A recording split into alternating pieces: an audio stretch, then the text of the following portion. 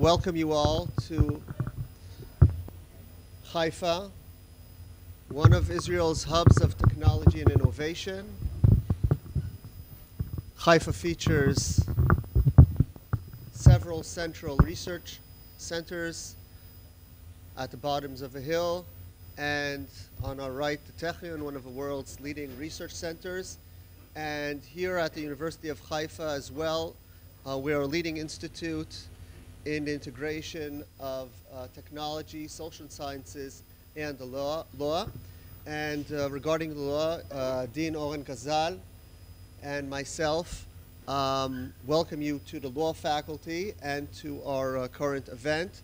And indeed, our faculty is greatly integrated into the areas of law and technology. Over 20% of our faculty members devote their entire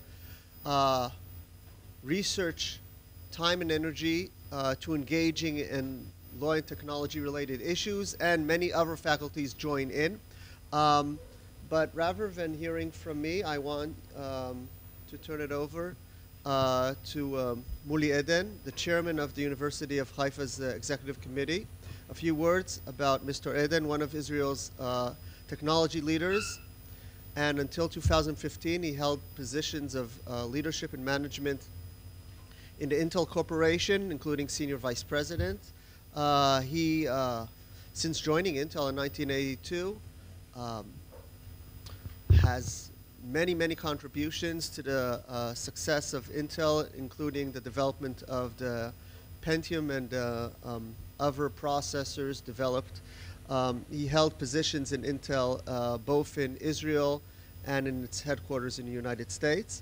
Among others, he was voted by Forbes magazine as one of the top 10 most brilliant technological minds in the world, together with the famous CEOs of Apple and Amazon.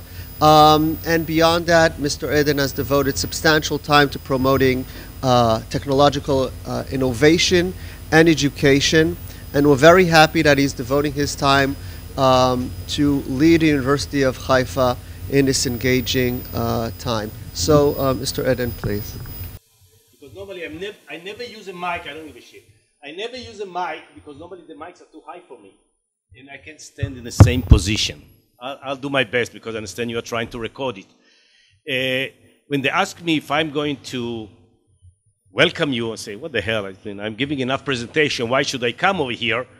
And then I look at the topics and I say, yes, I will do it. Actually, it will be my pleasure and my privilege, and there's some personal note that I believe many of you will be surprised to hear about it because I didn't share it with too many people, but I believe this is one of the reasons that the guy who came from high-tech, who spent all of his life in high-tech designing microprocessors, being a Technion guy, what the hell am I going to come to the university, law, humanities? We are not humanistic people and stuff like this.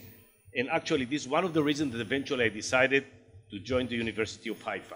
So definitely, cyber challenges in the informational human rights sounds great, sounds interesting. And I say, okay, let me try to welcome you, and it will take 5 minutes. So first of all, the normal procedure, welcome and thank you for coming. You know, I was relocated to Santa Clara for 9.5 years. They tried to make a human being out of me. I'm not sure that they succeeded. Anyway, Paolo Tellini, whom you probably know, used to call me a $1 billion litigation nightmare whenever I was on stage. So I'll try to justify it. So cyber challenges, I say, guys, cyber is something great. Actually, I had the luxury to grow up through these things because I've done my matriculation test with a slide ruler. How many of you know what a slide ruler is? Raise your hand. Don't, because it says how old you are. Normally, people don't have a clue what a slide ruler. 3 times 3 is 8.97, approximately 9. And then I go through all the computing revolution. I had my luxury or my opportunity to add my help with my teams. But when I came, you know, www is going to change the world, and everybody knew in the 1990s, the www comes for World Wide Web.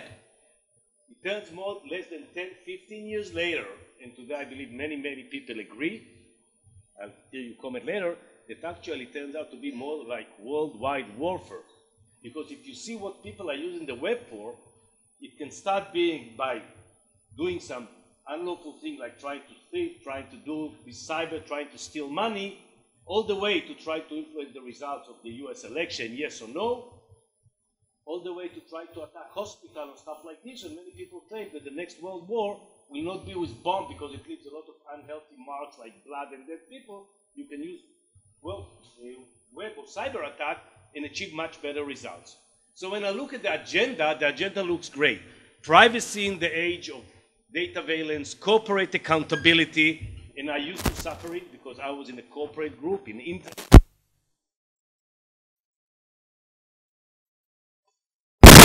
And Yahoo and Apple, and read about it every time in the newspaper that they want to find the phone, and they are going to Apple and say, guys, this is a terrorist, help us, and say no, etc.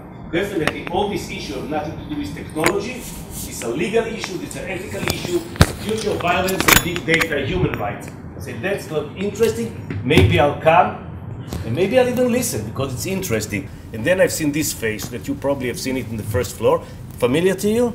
By the way, this is a transparent glass. It looks much less scary.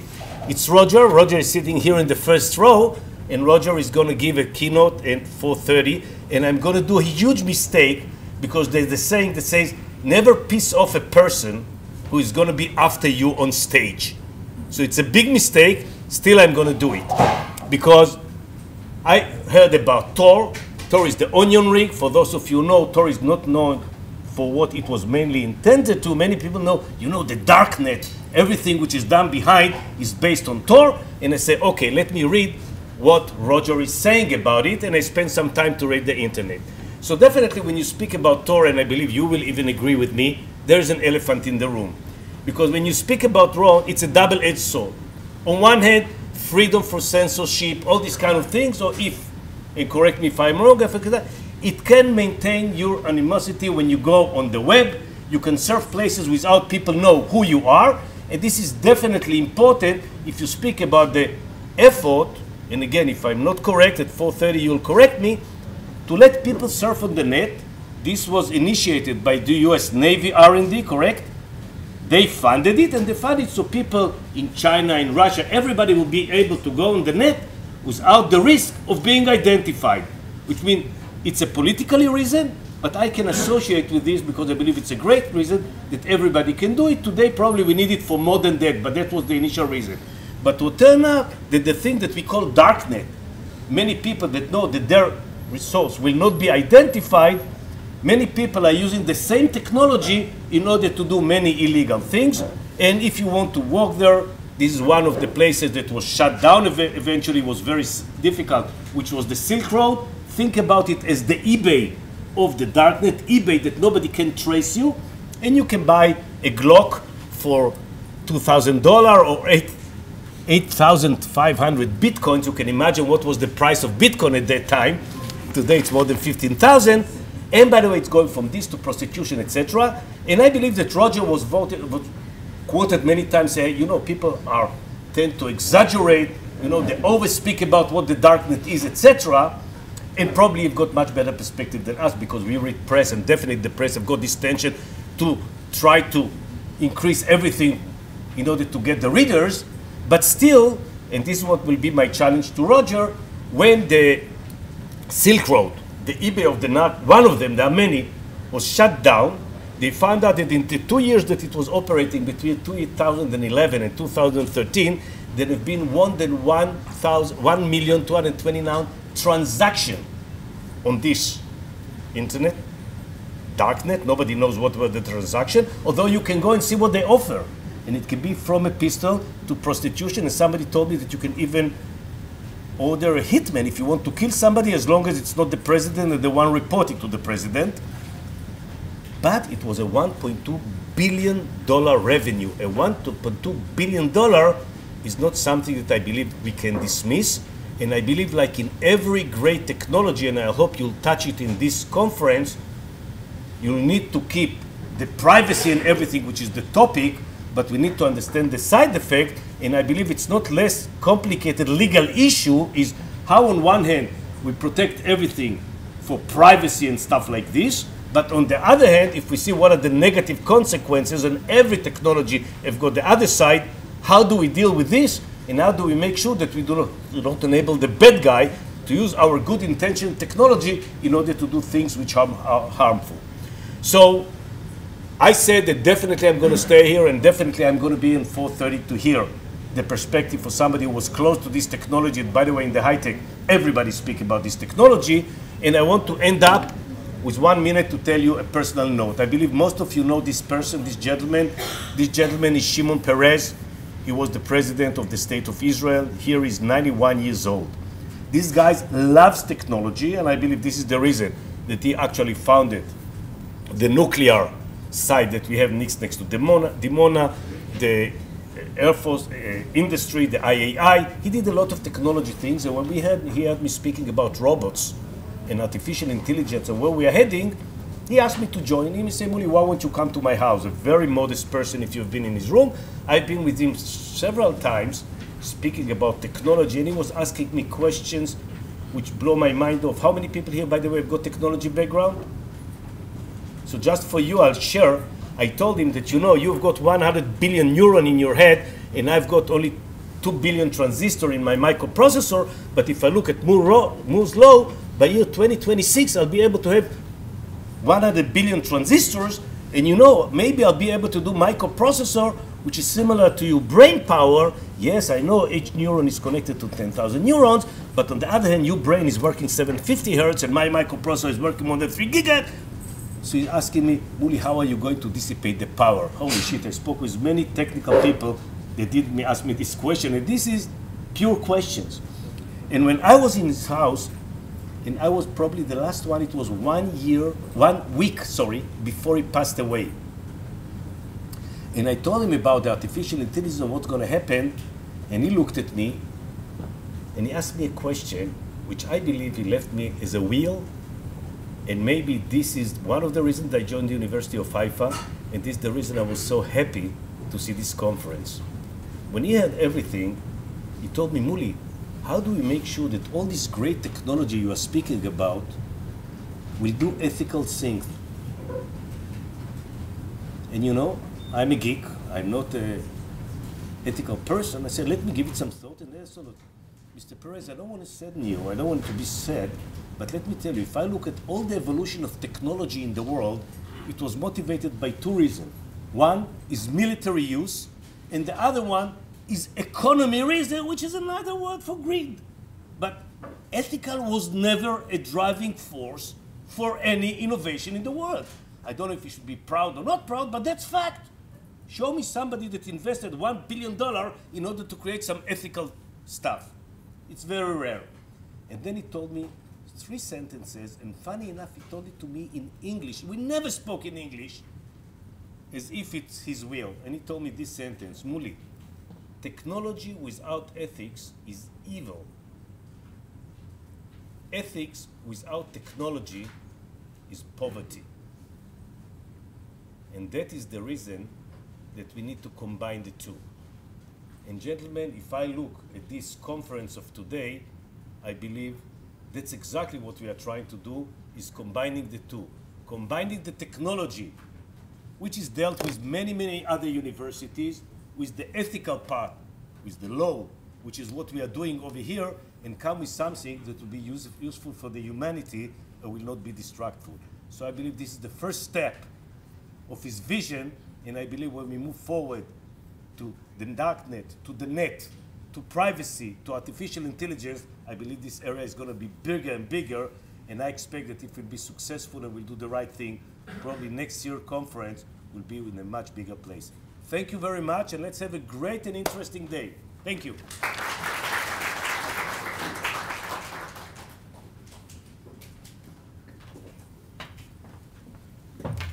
Thank you very much, Mr. Eden. This conference is a co-production with the Hebrew University. Yesterday, we were hosted at Givat Ram, and I want to invite Professor Shani, Yuval Shani from the Hebrew University, to say some opening words on the second day. Thank you for joining us.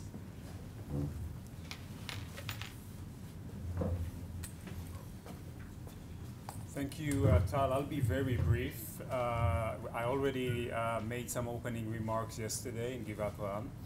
many of the participants here were already there, so I'm not going to, successful as it may have been, I'm not going to render it as a running production. I do want to thank very much our host from Haifa. This has been an excellent cooperation. It is indeed, we were reflecting upon this yesterday, how the two centers complement each other in many respects. The Hebrew University Cyber Law program, which is part of the Cybersecurity Research Center, is focusing much on regulation, liability, and enforcement, but having in mind the state as a key actor and an international system. In that regard, the Haifa group is approaching many of the same issues, but from a very different perspective, a law and technology perspective, which is, and I think that the combination between the technological perspective and the governance perspective is actually a very useful synergy, and we look forward to working together. It's a small country, and there are very big issues. I also want to acknowledge the support of the National Cyber Security Directorate, or Bureau, or Authority. Einan, what is it this week? Directorate. Because the name keeps on changing, and it's hard for us to. So I think this is a wonderful example that how a very focused state intervention could generate a lot of research in a field within a very short time span.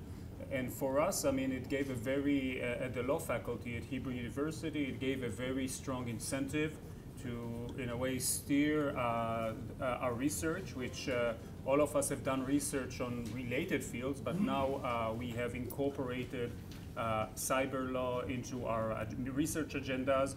We've opened a doctoral and postdoctoral student program in this field. We've started introducing courses into our curriculum, and we are organizing these sort of events, and we feel that we have been very much enriched by this experience. So I thank you all for coming. I especially want to thank our guests from overseas who have traveled sometimes long distances to be here with us. And thank all the people behind the organization of the event, Yoni and Lily and Niva and Itamar and the rest, and Tal and the rest of the team, and of course our Jerusalem team as well, represented here by Dr. Tamar Veredlum. Thank you all, and I wish us all a very successful conference.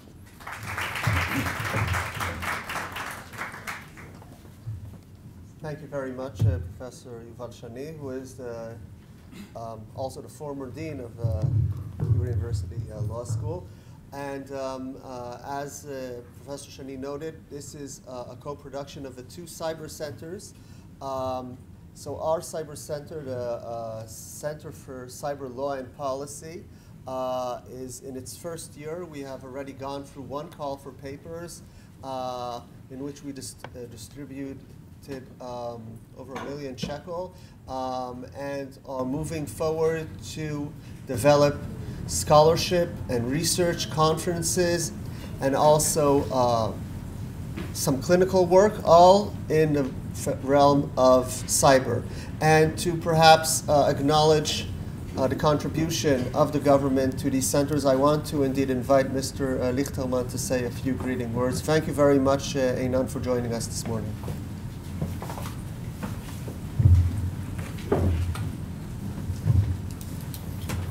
Thank you, Tal, and good morning, everyone. My name is Einan Lichterman, as Tal said, and I am from the Israeli National Cyber Security Directorate. It's better with this one. And I told Tal and Neva and Yuval that I'm here, but I don't really understand the language. I know the words, I understand what they say, but I don't understand the language. I'm a bit of technology guy, came from the technology side, but I know one thing for sure. Technology is not the essence. The essence is people. The connection between people is the meaning of the technology, is the purpose of the technology. I know the technology won't get us to the people. This room may get us together with people and write with the people. Have a nice day.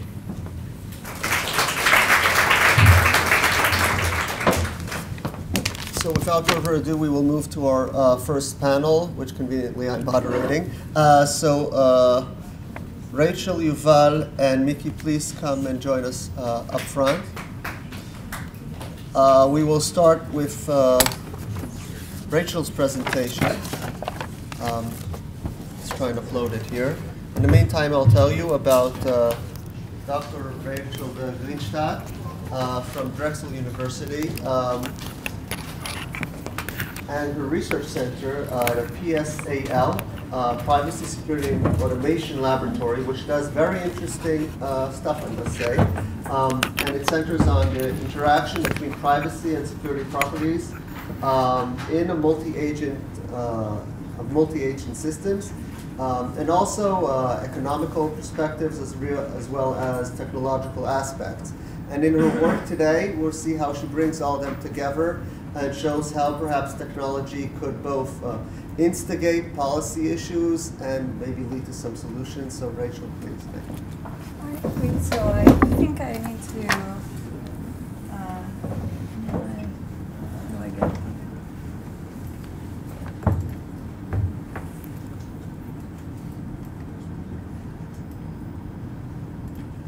Is this showing up? Yeah. All right, well, it says, can I take this out? Sure. Hold it. Okay, hi. Thank you all for having me and for starting the day with a slightly more technical talk.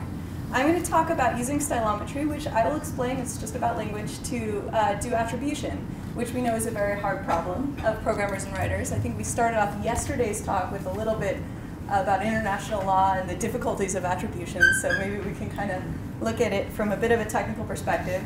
And I'll have a bit of shout out to Intel for funding quite a bit of my research as well, so that's a nice thing.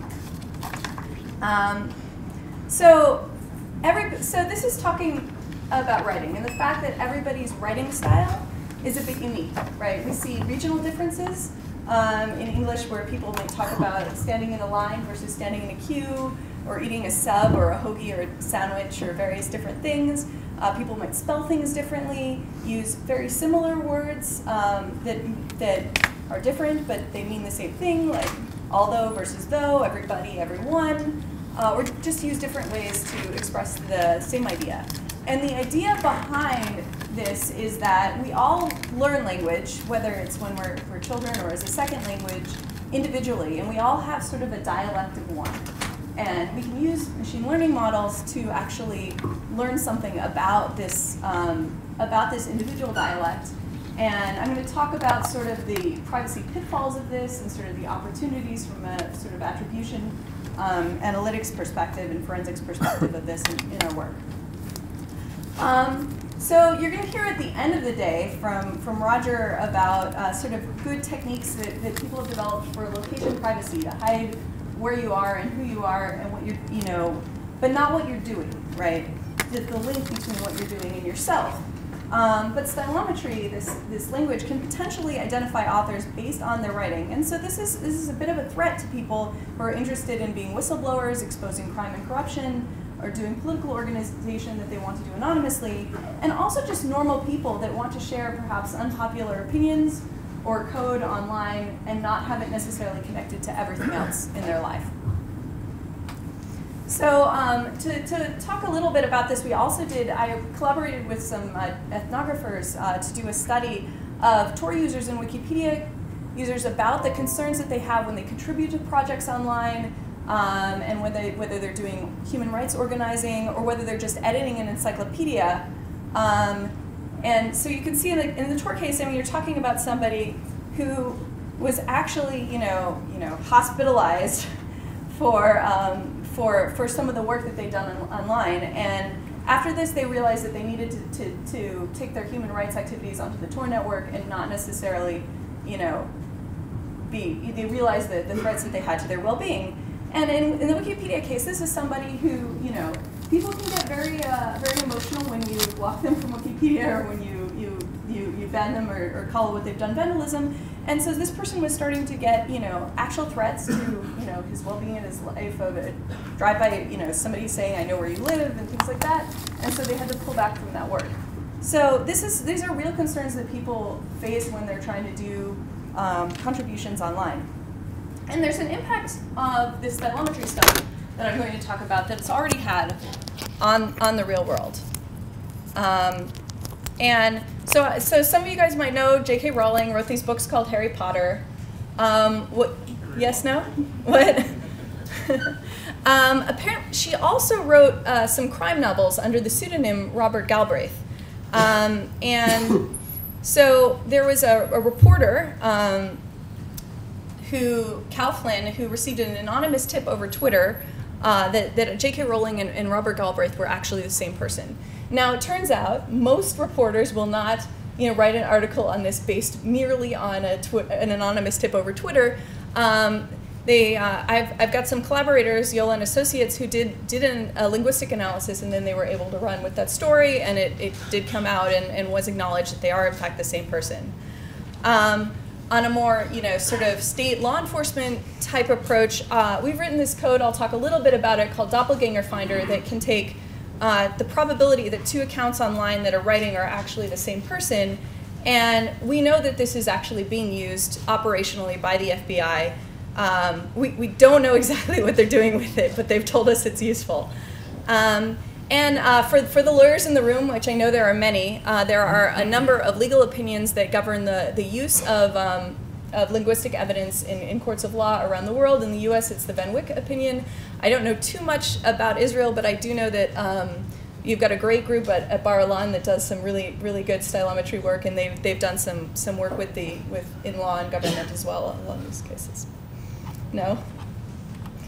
All right, so I'm going to talk a little bit about machine learning and how it works in this context, but at a pretty high level. So say we have two authors, Cormac McCarthy and Ernest Hemingway, and we want to be able to understand if some unknown piece of writing is written by one of them. So we take a bunch of writing that we know is written by each of them, and we extract features from this. So in this case, it could be, for example, the frequency of function words or punctuation, a number of other features. We'll use quite a few of them. We build a model. And so a good model is going to use sort of around 5,000 words and greater than 1,000 features. So this is a simplified example here. And then we have a test document, which we want to know if it's written by which of these authors. And for best results, this will be about 500 words. So it's not the sort of thing that you use a tiny document on. And we ask the model who wrote this, and it will correctly tell us, in this case, that it was Cormac McCarthy. And this has been used in a variety of different machine learning models, but for those techies in the world, simple linear models actually work pretty well in this context. And current methods are pretty good, especially when you're talking about numbers of author suspects in about the 100 authors or less sort of scale. So if you're able to narrow it down that far, you're doing pretty well, but you're still, as your number of authors scales, you're still doing far better than random chance. So when I first started working on this, I was actually interested in this question of machine learning algorithms. They work really well when nobody is trying to oppose them, but what happens when you actually try and hide from these algorithms? Can we do so? So we were interested in attacking these methods, and we didn't want to start with super technical attacks. We were interested in inexperienced human adversaries, which we just said, try and hide your writing style. And that actually works pretty well, by the way. So if we look at the training set, we looked at a number of different models, from sort of really simple models to quite sophisticated models, and they do pretty well, as we expected. But when we asked people to write an essay about their neighborhood but hide their writing style, that was the only instructions we gave them, basically the algorithms go to random chance. And we also had them do a case where they were imitating Cormac McCarthy, and this was kind of amusing because people are actually reasonably successful at this. We get these lovely grim imagery about people's mornings and getting coffee and things like this. that they came up with. And in these cases, not everyone was great at convincing the algorithm they were Cormac McCarthy, but even just trying tended to make it even less likely the algorithm would know that it was really them. All right, timing-wise. So then we were interested in, okay, well, can we use this for some sort of, anti-cybercrime type purpose? So we were interested in underground forums of the sort that actually exist on the normal web, not even the dark web, where people sell credit card numbers and stolen accounts and exploits and things like this. And so we had a German language forum called Carters, where people sell sort of bank accounts and credit card numbers. And we built a model of using n-grams, character n-grams, punctuation, special characters, function words, part of speech n-grams. And we also used the frequency of leet speak, where they're like putting characters in the words instead of vowels and things like that. And we developed this algorithm to link user accounts across cybercriminal forums to say, okay, this account in this forum is actually the same as this person over here, which is maybe the same as this blogger over here, and so on. So it'll calculate the pairwise probabilities that this author is another author, and we train a classifier on all the authors except that one. And this is the algorithm that I was telling you that's actually currently being used by US law enforcement. And one thing we were able to do on this same Carters forum is actually look at the combined probability that a pair of users on that forum was actually the same person. So how people were using multiple identities on the forum. And we did a manual analysis, a little bit of the most probable, and we showed that these actually were people using multiple accounts. So in this case, the pair with the highest probability, user 1's account was banned, and user 2 asked the admins to activate his other account back. So we're pretty sure they're the same person. And the other ones, we saw that they had similar contact information. They sold the same things using the same ICQ number. So as we go down, we see the probability that the same person decreases. So it kind of gives you an investigative ordering to look at these things. Pair 21 was actually a group of 2 people that were actually different, but they shared each other's accounts. So it made sense that their writing style was similar. And we were interested in how far we could go with this in terms of linking identities across quite different writing styles. So this is the same musician speaking on Twitter and at a blog. As you'll notice, the writing style is quite different in terms of using sort of Twitter abbreviations and things like that. But I will not go into the technical details about how this works because I don't have time and I'm not sure you guys would like it that much. But you can see that basically on the left and the blue we have the case where you take Reddit comments and you're trying to identify Reddit comments or Twitter feeds, not individual tweets, and trying to identify another Twitter feed, and they do pretty well. The naive approach where you train on one and test on the other does not do so well. But when we use the doppelganger finder approach that I was talking about, this sort of ensemble, we can recover most of the original accuracy and actually link people across these very disparate types of ways of speaking. So I talked about how when you do try and hide your writing style, people are actually quite successful.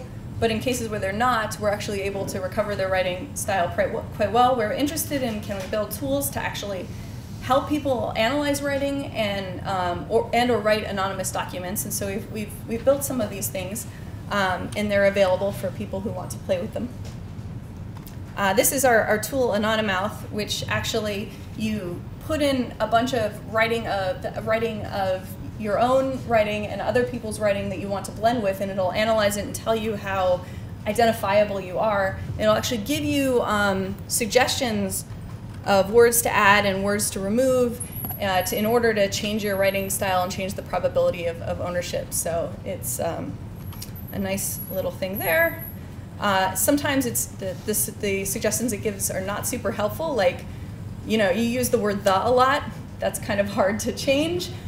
So it's got some issues. And I still think the best way to do it is to write your document from scratch, trying to imitate another style, rather than take something you've written and try and extract your style from it. It seems to be a much harder problem. But we did have one of my students that took some translated Tolstoy and anonymized it. for the New Republic. So you can see how it works. And we also wrote a little web-based version. It's not actually currently running on the web, but we do have the code up available if anyone wants to play with that as well. And so when I'm in a room full of computer scientists, I always get the question, okay, can you do this for code?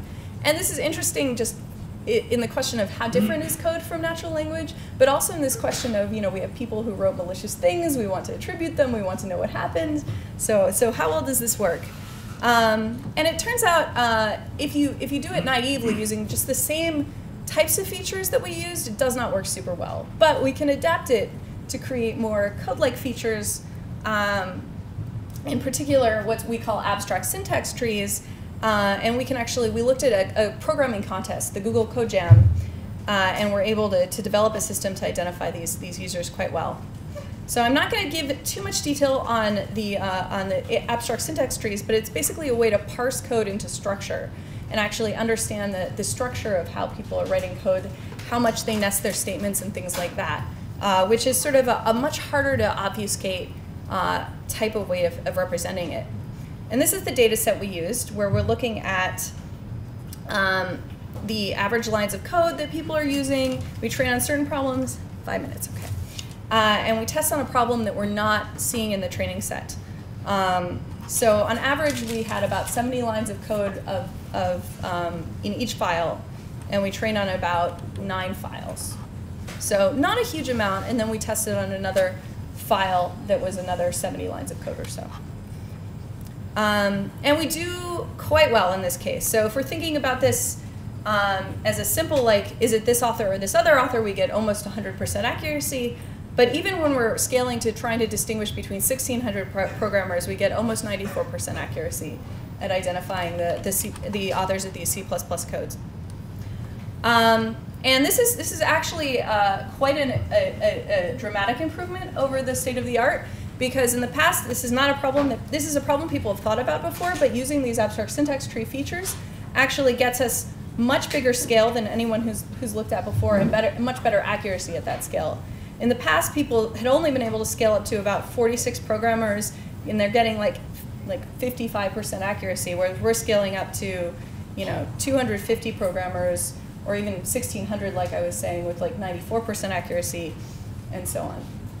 So. Now, people will be like, but people don't write code by themselves, they write code collaboratively. And so the question is, can you identify segments of code that aren't whole programs? And we found that an individual commit, an individual contribution that someone makes to a source code repository, we can identify with about 70% accuracy. That's highly dependent on sort of how complicated the commit is, really. Is it like a single line of code, tiny edit, or is it like a pretty substantial edit? But for accounts where people are contributing multiple things, we can take together, say, 4 commits, and we can get close to 100% accuracy by attributing each of these and looking at the collective probabilities. And then we're interested in this question of binaries, because especially when we're talking about malicious code, you often don't have the source, you just have a binary. And binaries look pretty cryptic and seems difficult to do, but it turns out that there are some pretty good decompilers out there. So we can disassemble the code and decompile the code, and then we parse it into the abstract syntax trees, and we take the assembly and we parse it into control flow graphs, and we take features out of that. And we do pretty well still. Not as well as with the source, but we're still getting on like 600 programmers about 83% accuracy. And and we actually did some real-world case studies on this. So remember, I talked about these cybercriminal forums. Sometimes people actually sell exploits on there. We looked at a couple of these cases. We had 4 users, or 3 of them had enough data to train a model on stuff that they'd written. And the model is able to correctly identify all of those users. And we had a 4th that didn't have very much code, and it actually correctly identified it as different from those 3. So in at least this very small case study with actual malicious code, it seemed to work. So anonymity is hard. It's not only about what you write, but how you write it. Stylometry is kind of a double-edged sword. It can combat online abuses, but it's also an anonymity and privacy threat. There are some interesting cases where people can get into a whole lot of trouble for writing code that contributes, say, to censorship circumvention software, or even writing code that their company just doesn't approve of in their spare time and things like that. But we're surprisingly good at de-anonymizing text across many domains, so this is a threat to take seriously and to pay attention to. All right, thank you.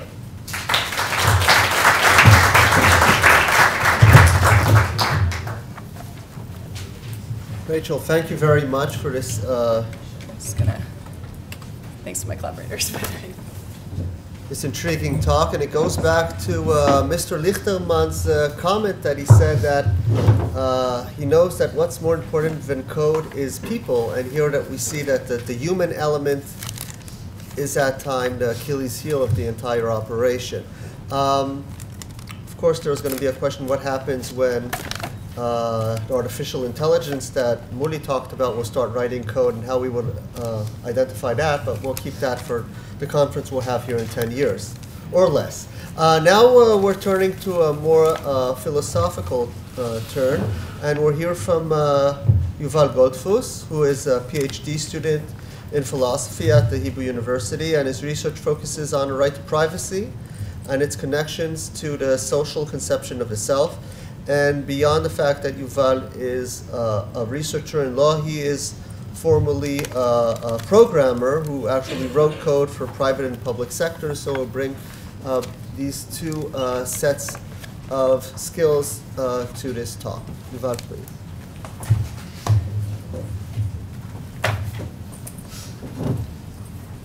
Thank you very much. So, as Tal said,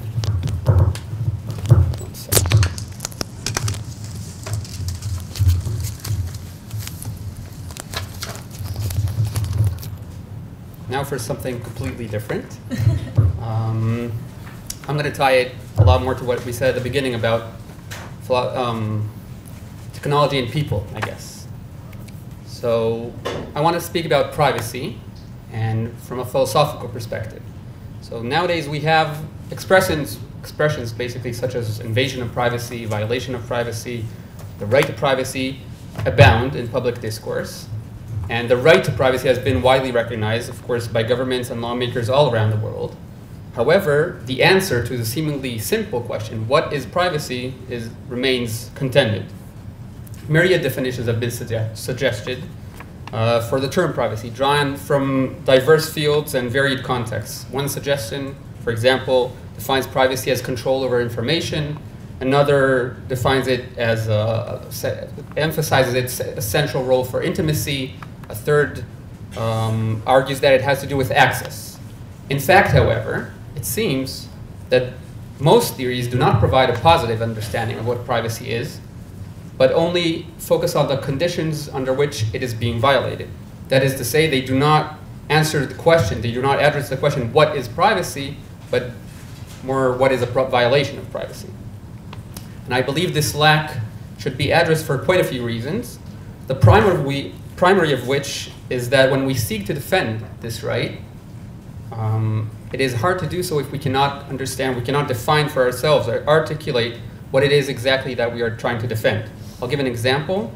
I participate in a research group with Mickey here and alongside several other here in this room. And a few weeks ago we had a discussion where this lack of a positive definition was demonstrated. One participant actually said that the aphorism, the end of privacy, that was this discussion we were having, might refer to the right to privacy, but it might also refer to the notion of privacy in practice. Now, that is the notion that there is something in the world that it means to have privacy. This view was, of course, critiqued, saying that privacy is a negative concept, and so there is no such thing as an actual privacy, but only a violation or lack of it. However, I believe that there is such a thing as having privacy, and my aim here is to offer such an articulation. Now, in order to do this, we will first need to dive more deeply into a conceptual framework, which underlies our very self-understanding. So from there, we will be in a much better position to address or to define what is at stake and what it is that we actually seek to defend. I will focus on a specific scholar called George Herbert Mead. He's one of the fathers of modern sociology. and it is his ideas that I wish to elaborate on. According to Mead, the self is an actual social entity, a social self. On Mead's view, the self is created in the social process via interaction with other selves. In fact, he claims, selves can only exist in definite relation to other selves. What makes us human selves is solely our social interaction with the world around us. According to Mead, the self has no a priori existence. The self is not something that we're born into. It is not something that exists first and then enters into a relationship with others, which is how we usually see it. It is not initially there at all, but arises in the process of a social experience and activity. That is, develops in the given individual as a result of his relation to that process as a whole and to other individuals within that process. Hence, on Mead's view, the self develops gradually, arising as a result of social relations it has with others around it.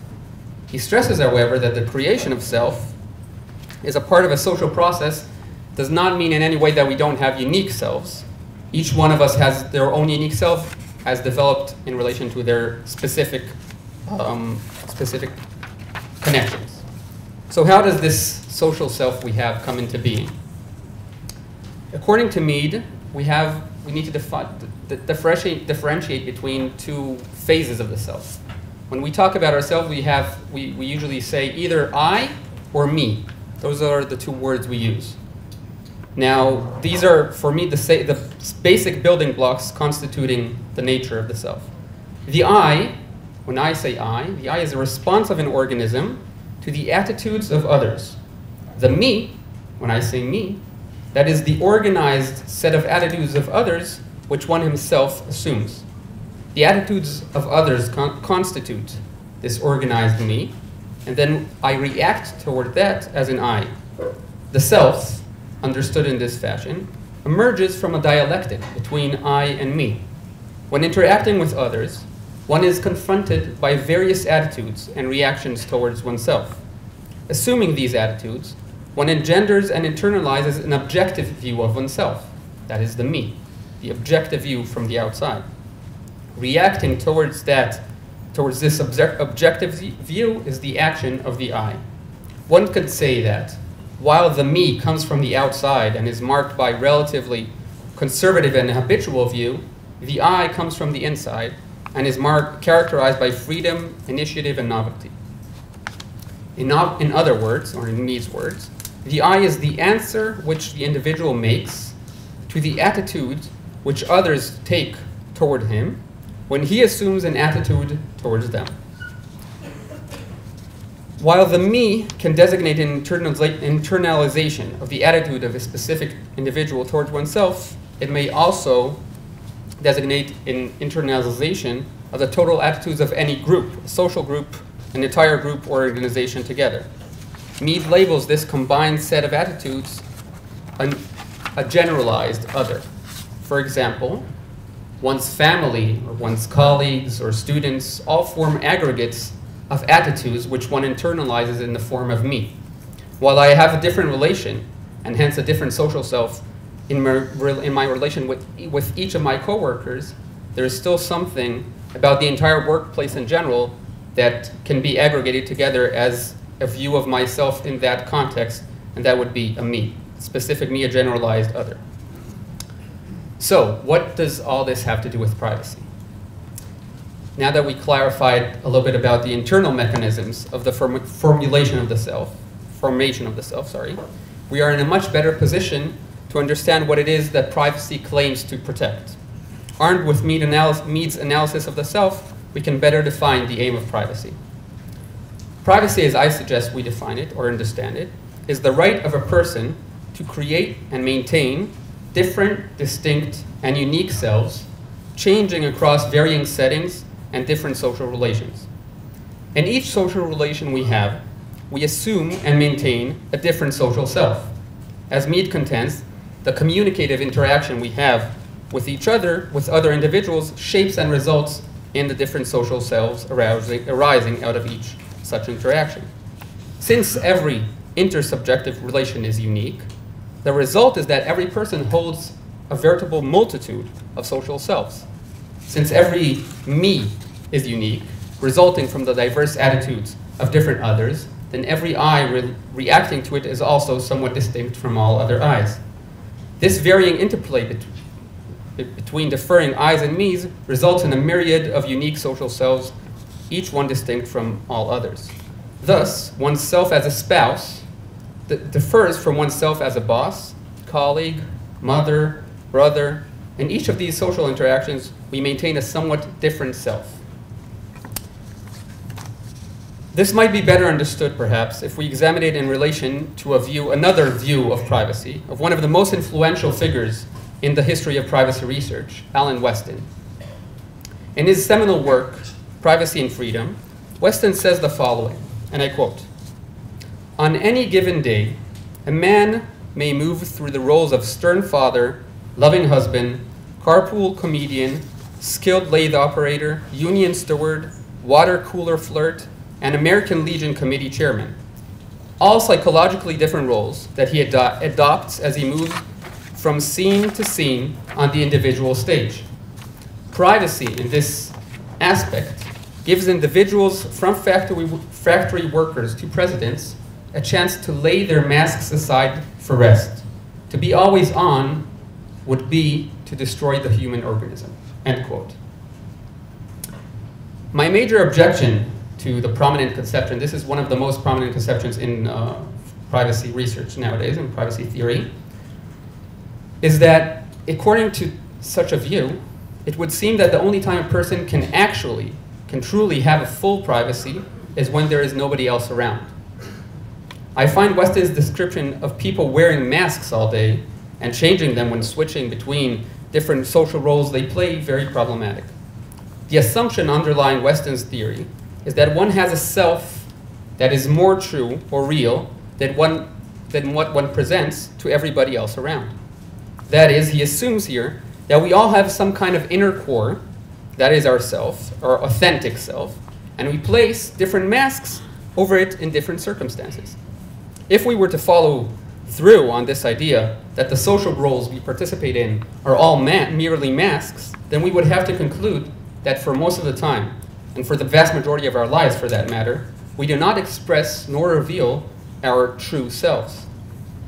Hence it follows that the only time we would have true privacy is when we shut ourselves behind closed doors, disconnecting from the world around us. The only time we would actually have privacy without any masks is when we go to the shower, for example. If, as Weston states, relationships we have with coworkers, friends, and even spouses and children are all in fact masks, then it would seem that we present an inauthentic or fake charade to every single person in our lives. In contrast, Mead would say that there is no such true inner core. Instead, our sense of self emerges, as I said, from the sum total of all our different social selves, the general other I explained before. Perhaps I could better illustrate this with a personal example. For me, this understanding of the social self and its relation to privacy hit home some time ago when I found myself listening to a lecture that my father, who's a professor of archaeology in Israel, gave to his students. Seeing my father delivering this lecture, I suddenly saw something in him that I've never seen before. Something about that situation, his behavior, the way he talked and expressed himself, was different than I've ever seen him. I'm sure that some of you can relate to this experience or to one just like it, where you suddenly see someone you know very well, suddenly you see them in a different light. Now, analyzing this episode, I can draw one of two conclusions. Either that my father was hiding from me this part of him all along, a part that he felt he could share or express with his students, this mask of a teacher, but never with his closest family. That would be Weston's mask. Or, much more plausibly, I think, I could say that something about that relationship of a teacher and his students, that dynamic gave rise to something in him that could only come to be in this situation. That is a social self. It's not that he was hiding a certain side of him from me, but that this part of him, this social self, only arose in this relation. So back to my conception of privacy. I contend that it is one's right to keep these unique social selves separate and distinct When one claims that something is private, what one means is that it has to do with a specific social self and not with another. And it is this right to keep our social selves distinct that I call the right to privacy. That, of course, is a positive definition of privacy. A violation of privacy, on the other hand, will occur, according to this conception, when an individual's social self overflows into another of his or her social selves against an individual's will.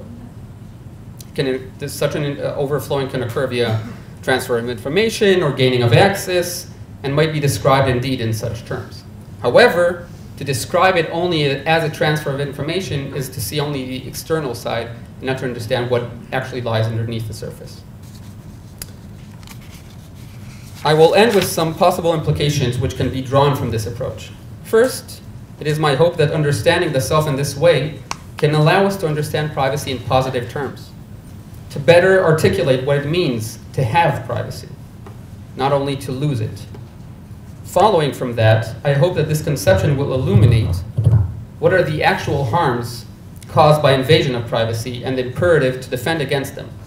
This analysis should also serve to determine the implicit assumptions of existing practices, such as, for example, informed consent, which advance a commodified understanding of self, such as see research by Gordon Hull, for example. In other words, the prevailing approach advanced by practices today of online websites and services advocates an understanding of self as goods, an understanding of privacy as goods, a kind of property right, which one can and should trade, that's what companies want us to do, on the free market. Such commodification should be mitigated, perhaps even stopped, if we understand privacy in terms of the relational social self. We should not view privacy as some kind of property right, having to do with ownership and the security of body or property. Instead, we should consider the right to privacy as a defense against an even more fundamental harm. A violation of one's privacy, I contend, is not merely a trespass, but an actual harm to the very core of what makes us human, our personal identity. One last comment. In today's online world, more than ever before actually, the process of forming social selves has become both easier and more dangerous. Social networking sites are truly technologies of the self, to borrow Foucault's term. One of the common characteristics of social networking sites is the ability of users to generate an online profile for themselves and act through that profile in various ways, such as uploading, creating contact, forging connections to other users, and communicating with them through diverse means. The online profile, in this case, clearly forms social self for the user, emerging from its social interaction with others. Respecting a user privacy, according to my suggested understanding of it, should thus have implications, regarding the user's ability to separate and maintain their different social selves, their different social online profiles, actually. Various restrictions might result from such an approach. For example, if a company were to collect information regarding one's Facebook profile, it might be restricted from combining it to the user's LinkedIn profile. Another example can arise basically with any third-party processing of information. So social networking services might be restricted to a certain degree, at least normatively, if not legally, from passing on information regarding a user to another company or service. Now, I'm well aware that the economic model of the vast majority of online services and applications relies on this transfer of third-party information, but that is exactly, that is because we allow them to do that, because we actually allow ourselves to we allow them to make us understand ourselves as, or understand our privacy as a good, as something that we could trade, and that's basically what they want us to do. They want us, no service, if a service is free, we are the service, we are the merchandise. So to sum, it is my hope that the theoretical framework I presented could inform the privacy debate. I'm well aware that it doesn't cover every nook and cranny of privacy theory, but I think it could inform the debate, provide a better understanding of what is at stake, and advance the formation of appropriate practices to safeguard our privacy and ourselves, basically our social selves. Thank you.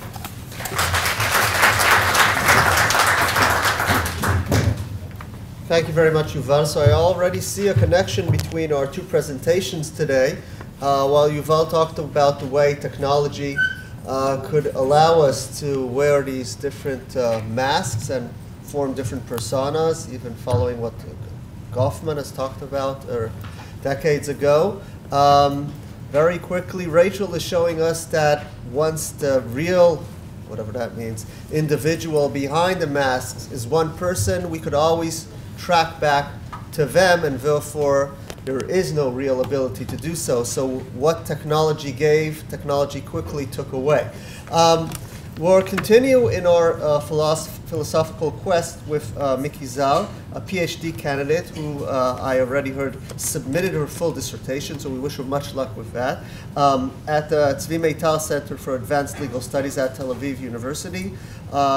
She wrote her dissertation under the guidance of Professor Michael Birnach, a former colleague of ours, on the issue of resisting surveillance. And now we're here about, again, the tension between privacy and surveillance. Miki, please.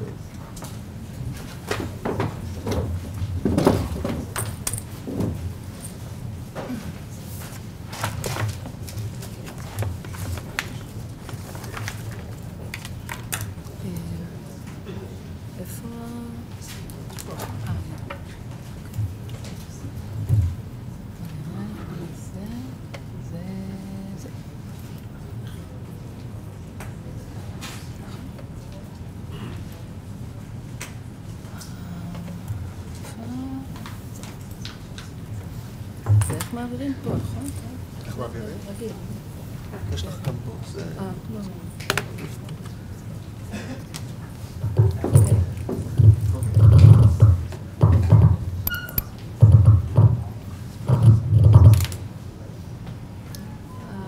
Hi, thank you for having me. Do you hear me? No? It's easier to hold it. To hold it? Okay, I need my papers, so sorry about that.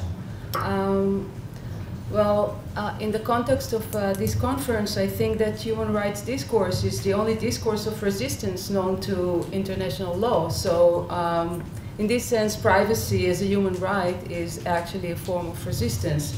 So today I will talk about the modern dialectic relationship between privacy and surveillance, and I will highlight the aspects of privacy that function as resistance to surveillance. So I want to present the ongoing conflict between privacy and surveillance within the information sphere as a drama, a technological drama. And the term technological drama was coined by technology anthropologist Brian Paffenberger, who used the drama metaphor to describe the politics of various processes that take place when new technology is introduced and assimilated into or rejected from social life. So the struggle between privacy and surveillance is one particular such drama, very much like a theater play. It has distinct acts. It has actors such as designers, artifacts, users, politicians, corporations, states, etc., that play their fictional roles in front of an audience.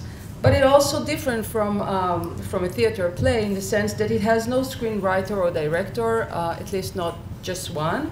And the script is usually open to surprises, twists, and improvisation. So powerful and influential players in the current surveillance society are promoting compliance with the social norms that enable and support surveillance in ways... אתה הגברת? כן, את יכולה להחזיר את זה כן?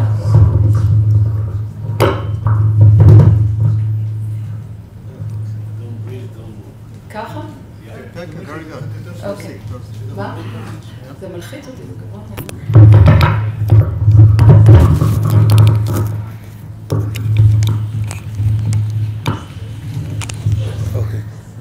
אוקיי, תודה. Okay, so I was saying that powerful and influential players in the current surveillance society are promoting compliance with the social norms that enable and support surveillance in ways that delay or prevent resistance practices. But on the other hand, considerable forces are operating in an attempt to obstruct the establishment of the surveillance society. Some of them operate in institutional frameworks and use the rules of the game, whether through legislation, through civil society organizations, or through technological regulation. At the same time, there are non-institutionalized forms of resistance to surveillance whose main purpose is to protect privacy.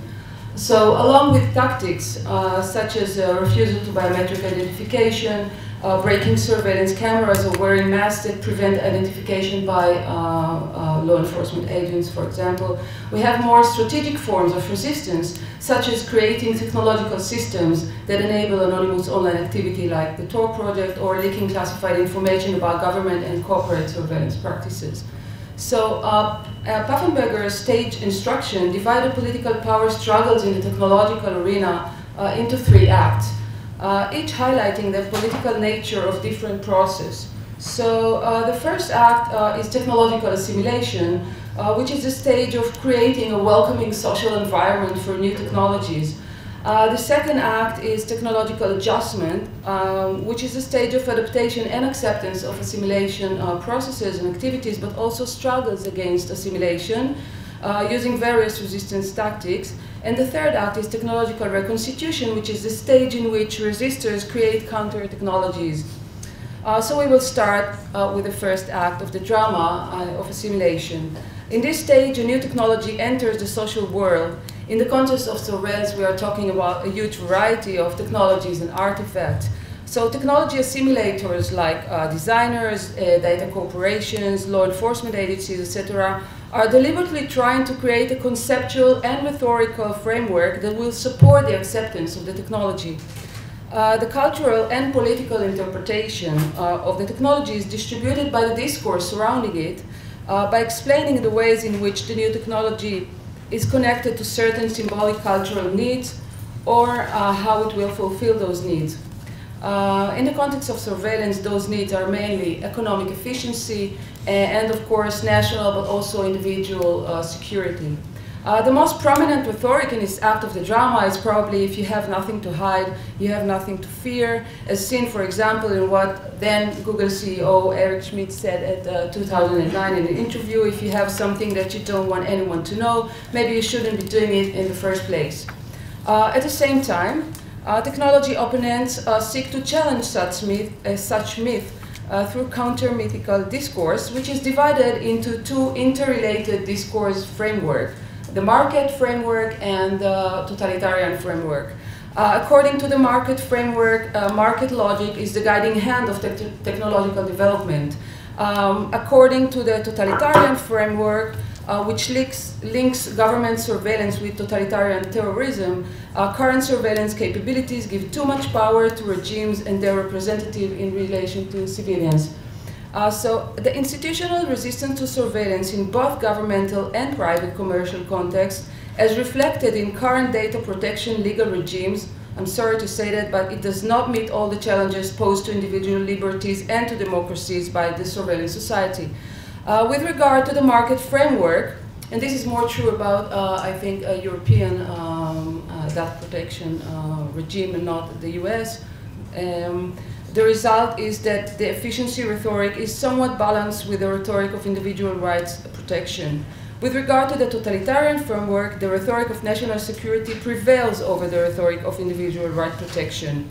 But we should note that, as legal experts such as Professor Elkin Koren and Professor Birnak said decades ago, and the Snowden revelations made apparent to all, a clear distinction between market and government is artificial in this context. Well, however, technologies do not enter our lives in a day, and assimilation and adjustment processes take time and are not uniform. The pace and the manner of adjustment to the new technology is context dependent. So we turn to the second act of the drama of technological adjustment. The phase of adaptation and adjustment is quite ambivalent and contains also actions of resistance to assimilation processes.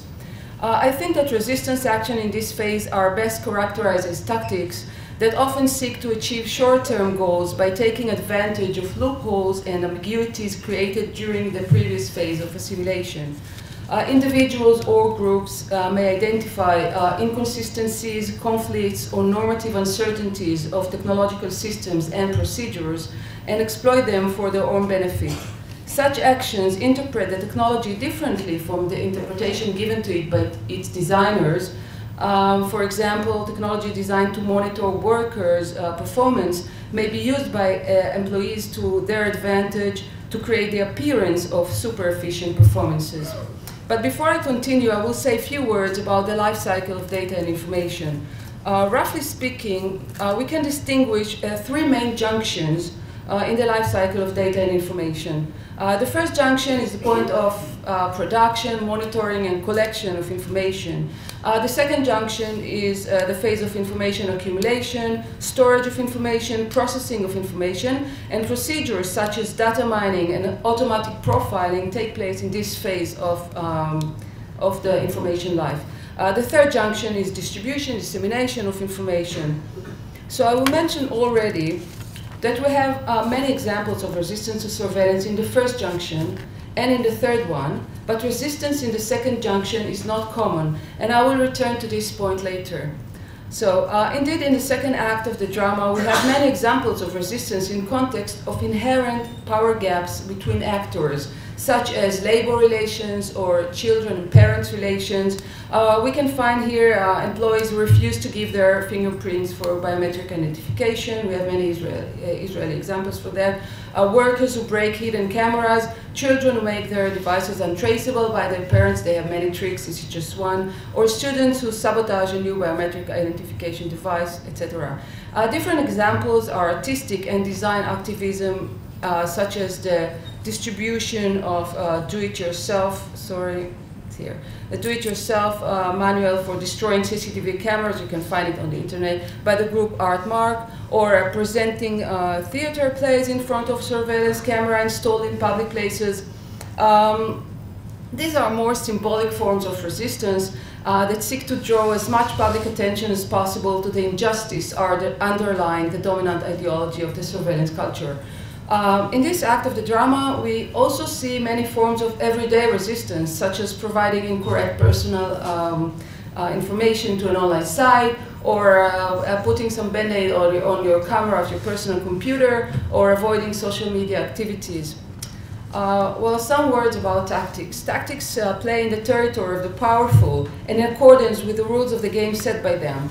Usually, in most cases, tactical resistance is not intended to challenge openly and explicitly the existing order as a whole, but it challenges it momentarily and locally. Perhaps we shouldn't underestimate the effectiveness of such actions that slowly accumulate into a significant mass that may bring about future change. But we should remember that government, corporate, and private surveillance practices have diffused into every area of social life, and the possibilities to challenge them by tactical means are diminishing. So, the need to adopt strategies of action that aspire to sustainable achievement is growing. Here we turn to the third and last act of the technological drama, the act of technological reconstitution. In this phase, opponents of surveillance design technologies that increase privacy and defeat surveillance practices. Those who are adversely affected by the objectionable technology create countermeasures or counter-technologies. Resistance in this phase seek to bring about a long-term change in the information sphere power relations by building technological systems which can replace existing systems, or through actions aimed at changing the existing order of information distribution, by example, by leaking classified information. So at the first junction of information life, the production, monitoring, and gathering of information junction, we have many counter-technologies. One of them is Tor. Tor is a public project that provides free open source software designed to protect online anonymity.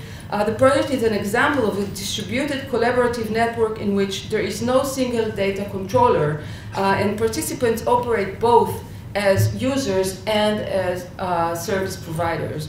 One of the ways in which the Tor project undermines the ideology and myth that justify constant surveillance is through a symbolic inversion, which seeks to present counter-technology as essential means for protecting basic rights and freedoms instead of as a subversive tool.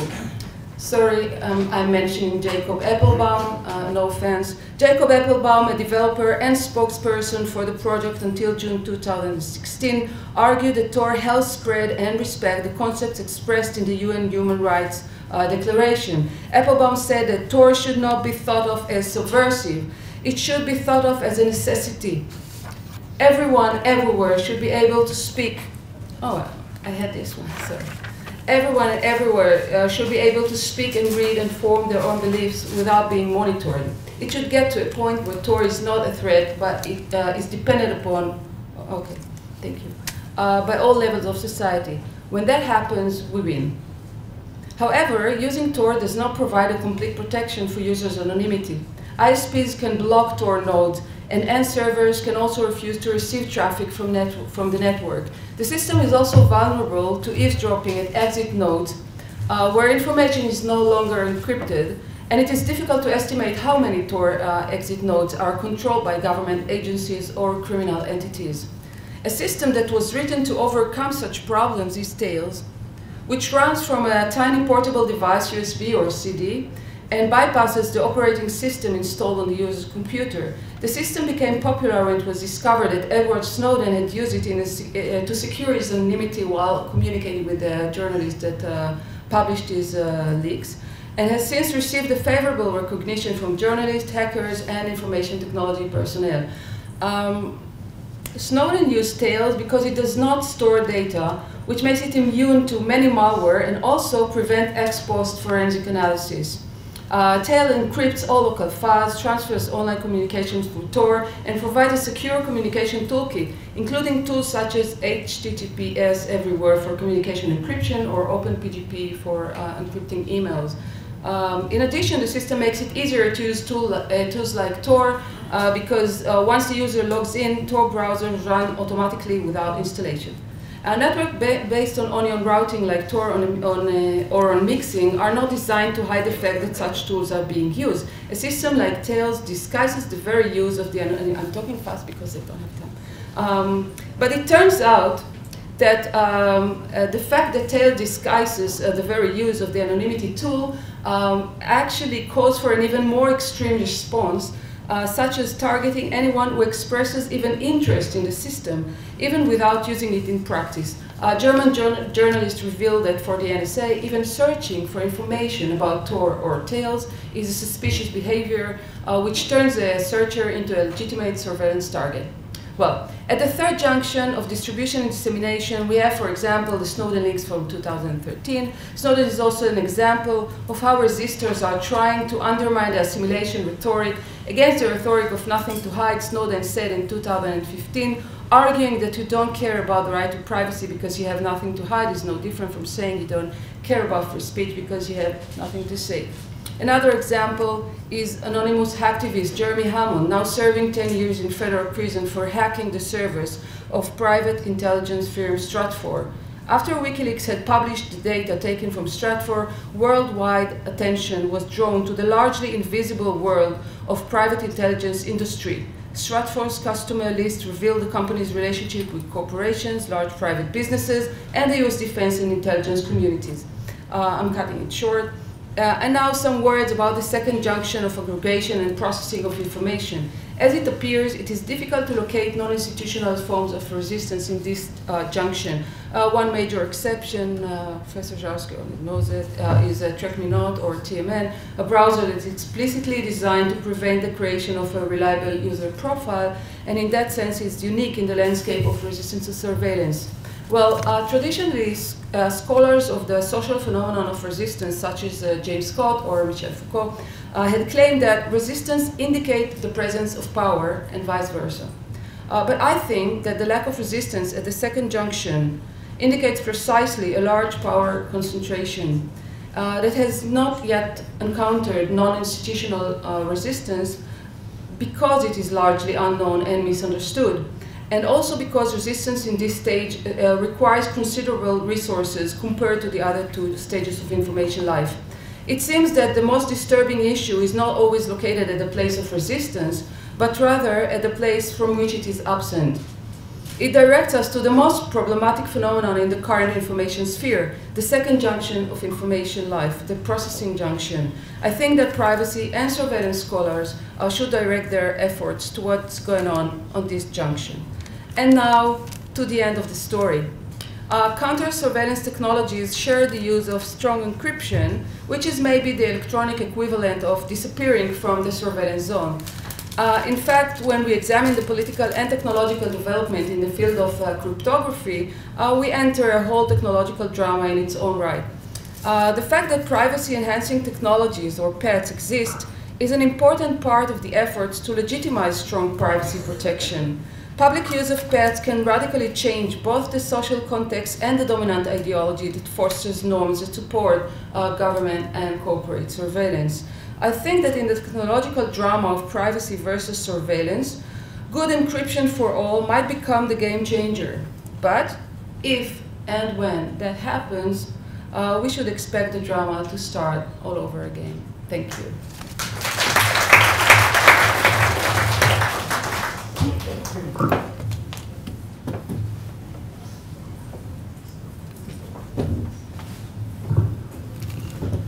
Thank you very much, Mickey. And again, a very clear connection between the first presentation and the last. So we talked about means of surveillance and resistance, and Rachel demonstrated how we could try and obfuscate what we're writing and the countermeasures that could be taken. And several sociologists were mentioned and invoked by Mickey. I think we should also mention Gary Marx, who early on wrote about resistance in technology and had a famous paper, Attack in the Shoe, which refers to a simple way in which you could override a polygraph test by putting a tack in your shoe and stepping on it at specific times. But Gary Marx followed up a few years later with another article, Taking Off the Shoe, which means that the government or anyone administrating a polygraph could override a simple tack in the shoe by telling someone to take off the shoe and revealing the tack, and therefore the game is on.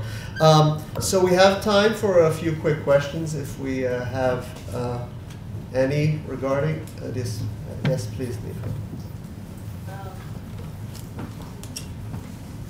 So two quick questions. One for Rachel. You actually, the idea of empowering people to use tools in order to anonymize themselves. So the question is, and I really like these tools, one of the questions is to what extent this could scale.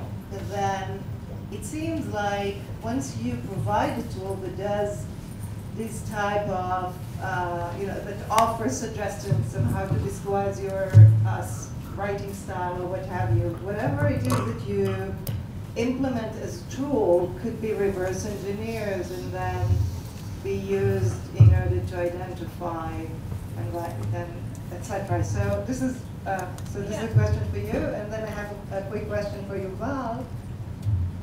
And that I really like this concept of privacy, the positive or the affirmative concept of privacy. But my question is to what extent this, and I couldn't really understand how you draw upon this concept. Some of the restrictions on data collections and surveillance, because especially data collection in the market setting, because the thing that you try to observe or to preserve based on this notion of privacy is the relationship. A market relationship is also a relationship, right? And so commodifying yourself in the market would actually just be another form of having yourself in a different setting. And the broader question here would be, I will just stop without this, right? The broader question would be whether we should stop regulate collection of information and start to regulate use under your view. Okay, please. I guess to answer the first question, which was about sort of the second order effects that might somebody changes certain aspects of their writing style using, say, a tool, or tries to, but maybe you can identify other parts of their writing style afterwards. And this is certainly a concern. But it does seem that doing this, there's only so much discrimination that you can do, and there's as you have an increasing number of people, then it really does become difficult to differentiate people. It's hard to say whether to what degree that will work, but in our experiments it seems that when you can usually tell that somebody is trying to hide their writing style, but not necessarily who they are once they've done this sort of thing. But it does depend on like the suspect set that you're looking at and so on. In terms of, it does take a lot of effort to use these tools. On a one-off, it's not a huge scaling thing. I do think that maybe, there's some promise of using things like generative adversarial models to build learning systems that can actually help people change their writing much more easily and scalably. Though again, these other aspects might come before. So, yeah. Yuval, please. Well, so what I wanted to say about the commodification, maybe, or the use of goods, seeing personality as goods, I think the point was that what we are having right now in the market, the way companies, I think the way informed consent work, is that it allows us to see ourselves, or it makes us see ourselves, see information about ourselves as if it's something that we can sell. As if it's something, this is a good, I have this information about me, and I can sell it to other people, to other companies, other services in exchange for goods. And my point was that I think it's a wrong way to see what information about ourselves is. Information about ourselves is not, it's not about ourselves, it is part of who we are. So selling it is, if we only look at it as if we're selling information about ourselves, and then there's self that is disconnected from this information, then there's no harm done to myself. It's just, I can sell it if I get something that I want.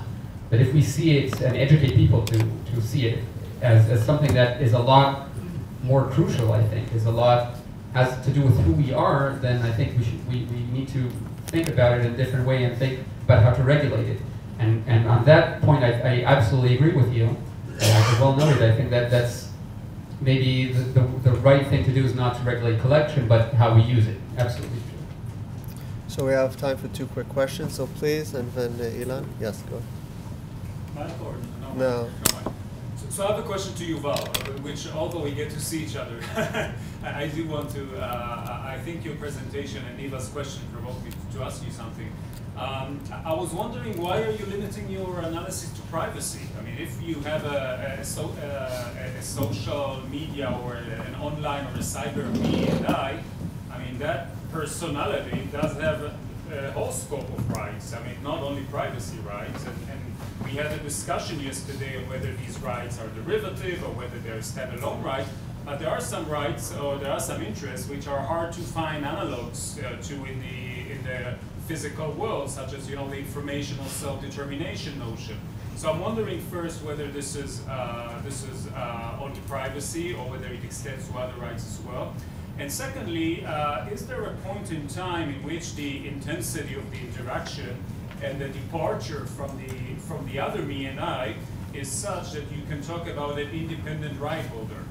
And I think this is very pertinent in the digital I or me because of the longevity of the existence of the digital me and I, which is unrelated to physical existence. So the question is, what would it take us to take it one further step and talk not about multiple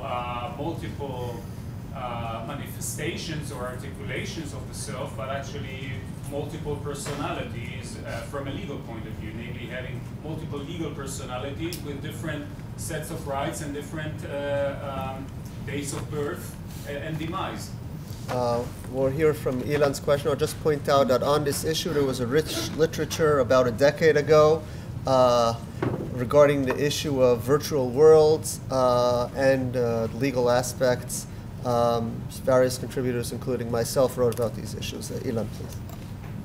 It's also to Yuval. Why instead of using this kind of fuzzy identity meta-theoretical statement of Jordan and Mead, and also others like Cooley and others, using the old Simmel notion of structural autonomy, mainly in his web of group affiliation and philosophy of money, and also his notion of calculability of social relations. Because according to me, I'm not sure you have this kind of compartmentalization of self.